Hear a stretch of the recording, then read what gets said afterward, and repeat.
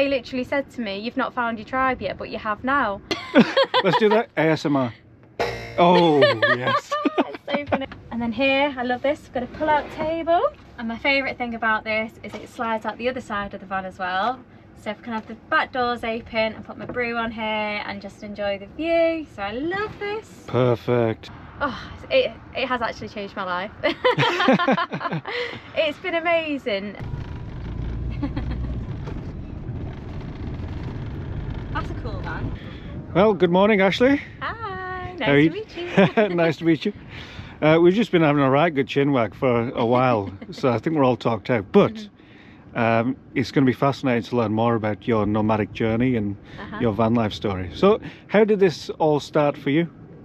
So, it was a long journey. A few years ago I was stuck in the system, I was renting, I was working my 9 to 5 and I was very miserable. I was very depressed.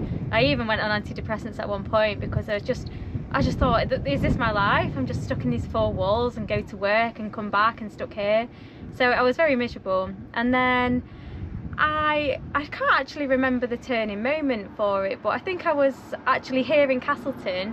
I was riding through on my motorbike and I saw a couple in a camper van. It was a T6 and I thought, they've got it right. They look comfy, they look like they're having a good time, they look chill, they can go out on the weekend and stay. So I thought, oh, you know, it's just a little insight into something I might be interested in. And then I was stuck in the system, like I said. I couldn't afford to go out on weekends, I couldn't afford to, you know, go to Wales or stay in an Airbnb, so I looked at camping. And then, you know, tried it, didn't really like camping. It's cold, it's dark, it's scary. And I thought then, I just started staying in, I had a little, a really small car at the time, and I started sleeping in that instead of getting my tent out because I couldn't be bothered. And that's again when I thought, I need to get a van to stay in, it'll be a lot comfier. And I think from then, that's when the whole idea of van life just started creeping in for me. Started doing what everybody does, started watching YouTube videos on van lifers and van builds, and I must have watched so many videos on van builds, and yeah, I just knew it was what I wanted to go for then. I knew that was my calling, and I just started to make a plan of how I'm going to eventually get there, because nothing happens overnight. And yeah, that was the start of it for me. That's great. We'll have a look at your van in a moment or two, but the journey to get here, and how did you respond to van life? How have you responded to it? What's been the transformation? Oh, it has actually changed my life. It's been amazing. So yeah, the process from, you know, living and renting in a house to then, you know, it started off me moving back into my parents' house to save money, bought my first van, and I always called it my first van because I knew it was going to be a sort of the trial run. I bought a little Vauxhall Vivaro to see how I'd get on, go out, you know, on weekends, and then occasionally when I could take my holidays, I'd go further afield like Cornwall for a couple of weeks at a time, then back to the 9 till 5 job. And yeah, slowly I, you know, switched jobs. Then I thought, oh, maybe I can work remotely in the van, maybe I can look for a job that does that, and then I can travel around and still work normally. So I did that, and then again I still wanted more. I thought, this isn't it, this isn't the life I want still. I'm still working too much and not living my life enough. So I thought about going part-time, but the way events went, I just ended up quitting my job. And yeah, in between the mix of that, I sold my Vivaro, I bought a bigger van, and I've kitted it out so I can live comfortably in van life. And I just absolutely love the sense of freedom. I know it's a cliche, everybody says it's the freedom that they're doing it for, but it really is. Like, I'm sat here with my door open and I feel like I'm outside of the van. I've got beautiful nature all around me, and why would I want to be at home in a house or in an office right now when I could be here today with lovely company and a brew? That's great. Freedom. I mean, what does it mean to you? What is this elusive thing called freedom that we're all seeking? Freedom, it's different to everybody, isn't it? But to me, it's being in control of my own life. I have worked in offices ever since I left school, done the corporate job, you know, malarkey, all of that. and having to be there, you know, 9 till 5. And I remember if people turned up 2 minutes late, it would be the end of the world in the office. The managers would not be happy, but they wouldn't complain if they stayed 2 minutes late when they were meant to leave. And it was just so many questions to me. I was always asking why. Why are people so controlling over other people? So I just wanted that freedom. And for me, the office I was in, they didn't realise, but they had a sign on the wall that said nothing changes if nothing changes, and I used to read it every day and think, I need to change, like I'm not happy with my life, so I have to change it. And yeah, freedom for me turned out to be living nomadically in a van, quitting my job, leaving the system, being as off-grid as possible. And it is a journey, and I feel like I'm still on that path to full freedom, but we've made good progress, and yeah, I'm really happy with where I'm at the moment. That's great. We were talking before about community as well, and like sometimes it can be difficult to find your tribe in life. Yeah, but you seem to have found your tribe, and it's taken this unconventional path to make it appear, perhaps. Definitely. It was bizarre, like we just said, we were speaking about manifestation, and we're saying I've not found my tribe yet, I've not found the people I align with. And then it turned out, like the next day pretty much, I parked behind somebody who had just actually been to a festival with like the day before, didn't even realise I was parked behind them, and we've become really good friends. And they literally said to me, you've not found your tribe yet, but you have now. And those words, it blew my mind, because we were just on the same wavelength. And since a few months ago really, when I've really put that out there saying I want to find my tribe, it's come back to me, and I found so many lovely people. I've made so many great friends, and they are real honest friends for life, and I'm so grateful for that. Fantastic. Now the van you're in is very, I've got to say, it's very nice. Very some very stylish additions to the van here. What was you thinking behind the kind of van, your nomadic vehicle? What was the thinking behind this? I didn't want any grey, so I know there's like, I mean, that's silver, we'll leave that out. That's got to, maybe I could paint it. But my last van, the Vivaro, I was just doing that on a budget. It was very basic, there was no bells and whistles in it. I was just surviving in it really. But knowing that I was, you know, it was my first one and it was a trial, and I was going to go on to better things, so it was fine. But yeah, I didn't want any grey in here. Sometimes you see like the vans with the standard like flat pack furniture type fit, where everything's kind of like, you know, CNC cut and put back in all the same. And I just thought, I just want some personality in here. And I struggle quite a little bit, well, I struggle a little bit sometimes with expressing my own personality, and I was wearing really boring clothes, like when I was back working, and everything would be black all the time. And it was just trying to find my personality, and then I went fully colourful. Maybe I'll just counteract all the black clothes and just go fully colourful, and I don't know, I feel like I'm just finding myself. So with the van, my vibe was I wanted it to be golden and sunny. I wanted it to feel like it was golden hour in here all of the time, which is why I've got my son in there as well. It's like finishing it off for me, which is from a lovely Indian shop. I absolutely love it. And yeah, I just wanted it to reflect my personality of, like, you know, warm, bright, just happy in here, really nice vibes. So that's what I went with. And with the fabrics as well, just, you know, bright, colourful, energetic. Yeah, I didn't want anything too boring. Well, it's certainly bright, and the vibe in here is great. It's good energy. And how did you build the van? It took about, well, I've just finished it now really, and I bought it in January, but I'd say I started building it on weekends. This is back when I was with an ex, and we built it on weekends together. Then I thought it'd be done by April, and I realised it was nowhere near done, so I was like, oh no, I'm going to have to hurry it up. So I stopped living out in the Vivaro, moved into his house for a little bit whilst he was still away working, and I just put like all of my time and effort in so I could get it done quickly.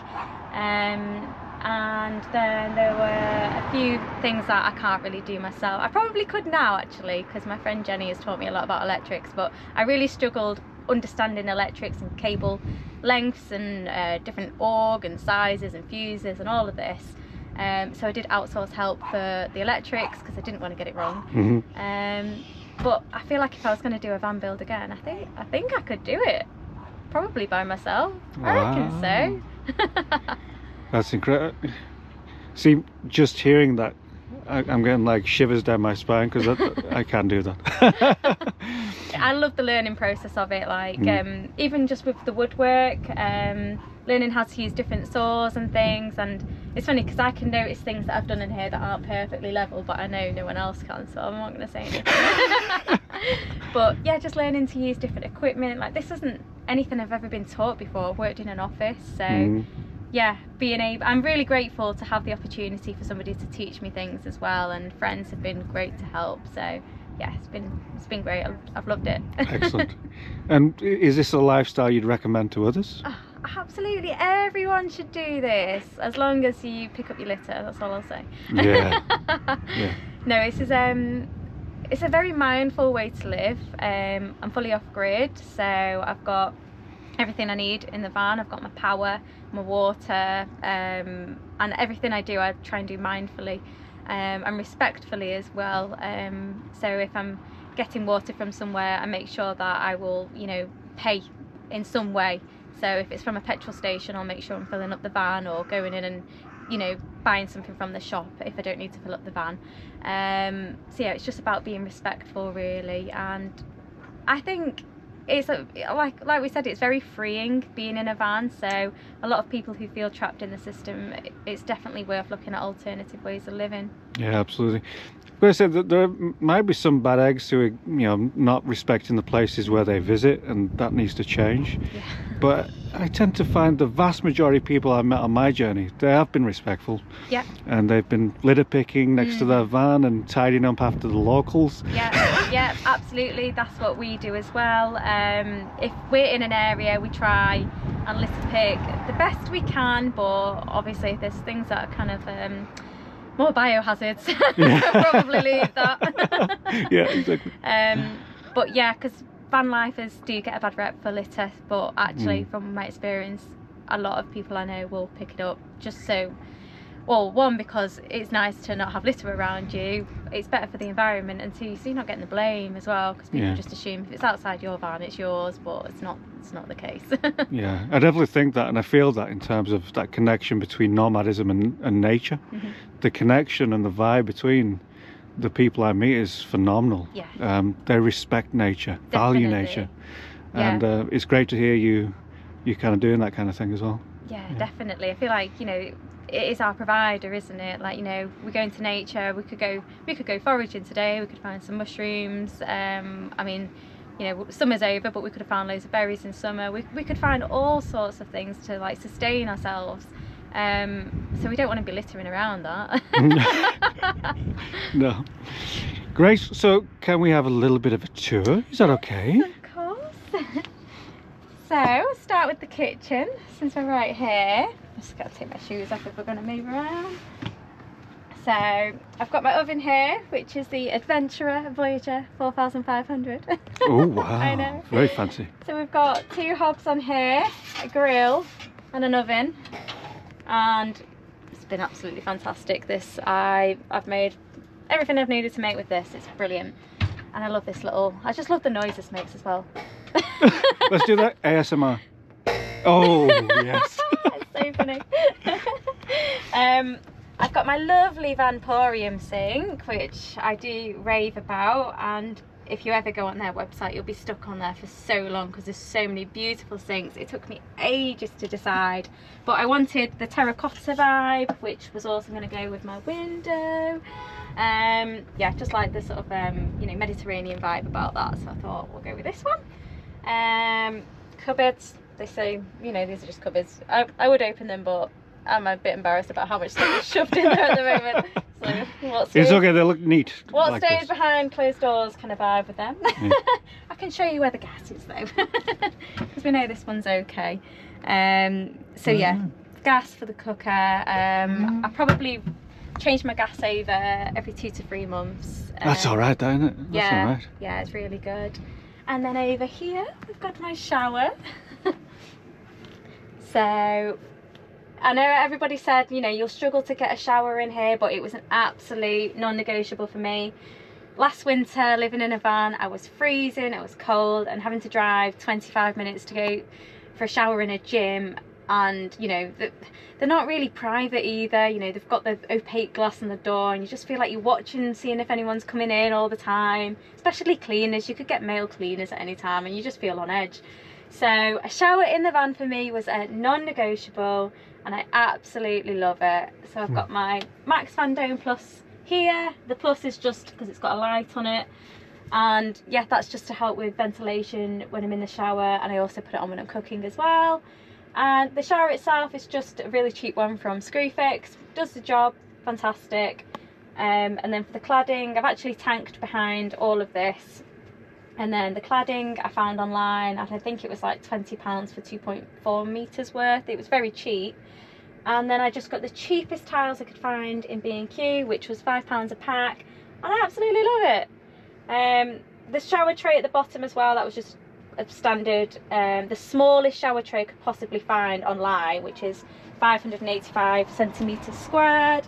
And they do get very scratched up and grubby shower trays, so I've just put this duck board at the bottom just to hide that. Was it got a duck board? I love the duck board. Oh, nice. And it just magically fit.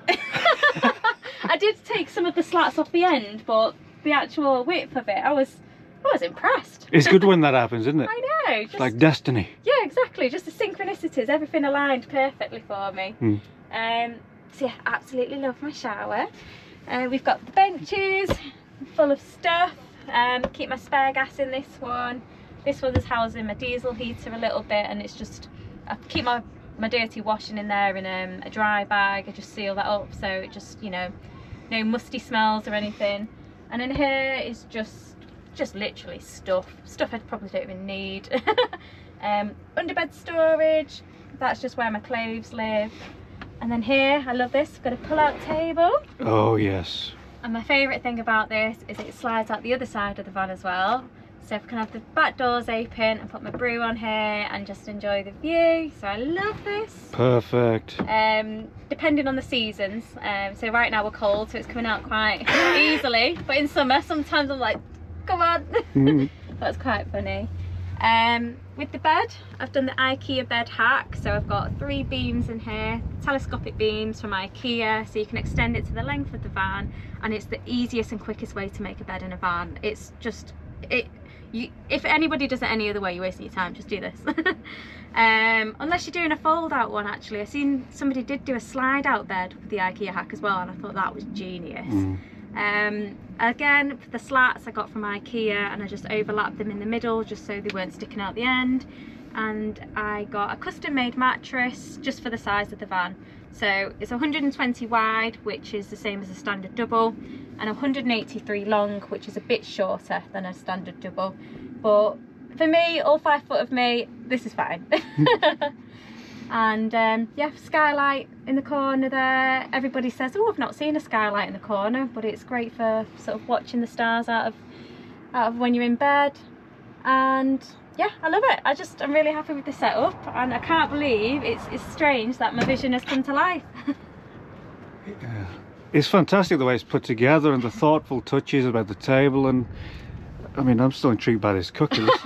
It's one of the best cookers I've seen in a van. So much going on here, it's great. And it feels cozy. It feels like a nice welcoming energy in here, cozy space, comfortable. Yeah, definitely. I've got like a few little like trinkets around, like the crystals, incenses. I'm just trying to always bring in like good vibes in the van. And if there's if anything has ever drained me of my energy, I'll make sure I'll get the sage out, but I've only done that once. Wow. Make sure that no negative energies follow me around. It's just, you know, this is a nice warm space, and I invite in nice warm people. Yeah, nice. And I don't want to lower the vibration or the talk, but toilet? So I don't actually have a toilet in here. No! Because I saw they were £500. I was like, what? That's insane. So I'm going to manifest one will come to me eventually. There are ways around it. I'm mostly parked up in places where there's lots of public toilets. Like there's a visitor centre down the road and pubs. Like I said, you know, we're mindful of the village that we're in, and I don't stay here all the time, but when I am here, I'm mindful that I give back as well. So I make sure I spend what I can. I don't spend a lot of money, but I'll make sure that I do go and visit the independent stores in here and spend a few pounds where I can here and there, make sure that I'm not just taking from an area. I always want to give back. Fantastic. That's the way it should be, I think. I agree. Wow. Excellent. Thank you for showing us around. Yeah. Do you want to look at the electrics and the workings of the van? I don't know, do we? Yes, let's do it. I'll show you. So everything is at sort of garage space at the back. So let's go around and have a look. Is that a surfboard on the roof? It is. Nice. I am a beginner surfer, but yeah, I can surf a bit. So if we go through here, ooh, the curtains are going to go wild because of the wind. Ooh. Oh, okay. Tell you what, I'll just go shut the sliding door, just so it's like less of a wind tunnel.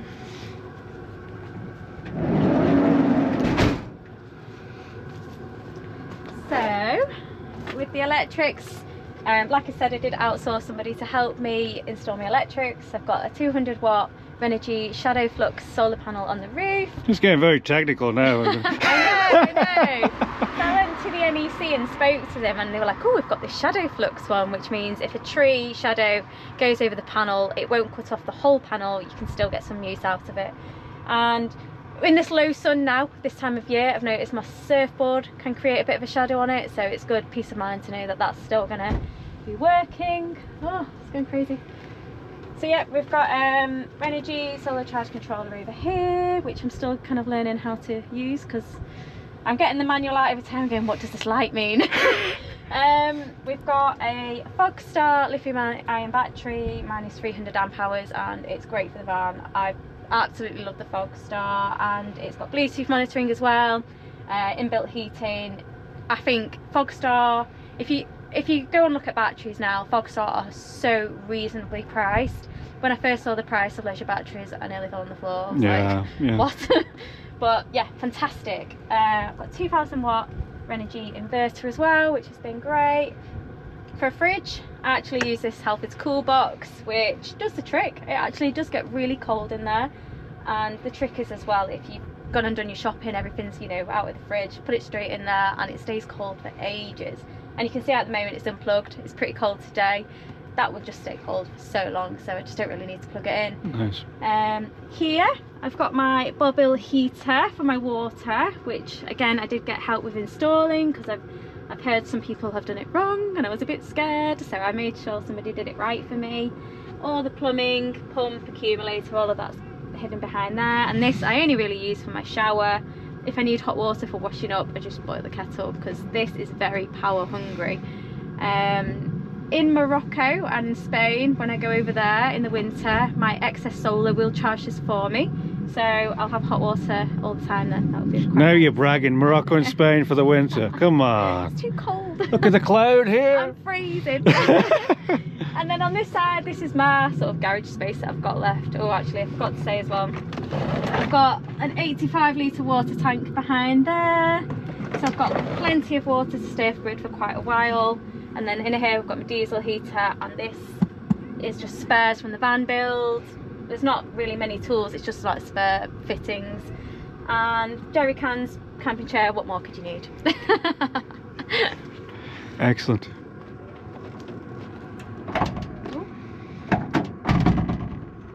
And this lovely spare wheel carrier is what my friend Nick put on for me, because there's no chance I would have done that on my own, would I? I don't think I'll even get it down. How will I ever get that down? Well done, Nick. I know, you're an absolute legend. You've done a good job there, mate. Yeah, I've got the ladder as well. Before I had the ladder on the back of the van, I was actually going through the skylight to get my surfboard off, and I got some funny looks, and people were shouting, oh, be careful up there, like I'm some sort of nutter. So I look more civilised going up the ladder now than through the skylight, but I like that ladder. Yeah. That's a stylish looking ladder. It's one of the best ladders I've seen. Great. You can sunbathe up there as well, could you? yeah, I reckon so. Yeah, why not? definitely. There's still room for me to be up there, which is great. And there's my fill point as well for the water. And all around the van I wanted windows on every single side, so we've got the opening window here, we've got a little window on this side, little window at the back, skylight, and then I've just put a tapestry in the front just for a little bit of privacy. Obviously it's not a lot. But it's nice to have a view all around the van so I can be nosy and see who's parked next to me. Yeah, it's great. Awesome. And long-term plan, is this, I mean, I like to think about how we fund our lifestyles. How is this sustainable? How do you do this? Yeah, so I get asked this question a lot. So I quit my job in June on a bit of a whim. I just sold my last van, so I did have a little bit of savings behind me, and I thought, it's now or never. This is my chance and I have to make it work. So I quit with the plan to do sort of social media, Instagram. I've been picking up jobs here and there off Instagram. Summer was great because I got to do festivals as well, and now I've just started my own YouTube channel, which is going absolutely amazing, where I'm just going to be either vlogging my little day trips or just vlogging my life. Link in the description, folks. Give Ashley a follow. So that's my income now. It's very sporadic. It's up and down. It's not a lot. It's nothing crazy at the moment, but I know I've got the belief in myself that by, you know, sort of spring, summer next year, I won't have any worries. So yeah, that's it. I'm just gonna wing life. I'm gonna go for it. It's now or never, and I'm just gonna try and make my life work for me rather than sort of working for other people. So fingers crossed. that statement alone is so inspiring to many people, I'm sure. You know, how many people are stuck in that 9-to-5 hamster wheel, and they're trapped in fear. Yeah. So what you're doing here is incredible. It's great. Yeah. Thanks. Yeah, I was the same. I was trapped and I couldn't see a way out, and I knew for years I wanted to do YouTube, but I just knew I had to wait until the time was right. And I hear that a lot from people saying, oh, you know, I really want to do it, but you know, it's just not the right time. And when the right time comes, you'll know and you'll be ready. And you can put your mind to absolutely anything you want to do, and I know that I can make this life work for me. I just know I can. So I've got a lot of belief in myself, and I've got a lot of belief in other people, even when they can't see it in themselves. So yeah, my advice would be, you know, if you've got these thoughts in the back of your head, notice them and make a really easy plan. It might be a 3-year plan, but make the plan, like, how are you going to get there? Do it in 5 steps. You know, don't make it difficult for yourself. Just make that rough idea, plan in your head, and I know you'll make it. Great. Wise advice, and thank you very much for sharing your insights and the van tour. We'll see you on the road. Yeah, definitely. Thank you so much. See you later. Bye.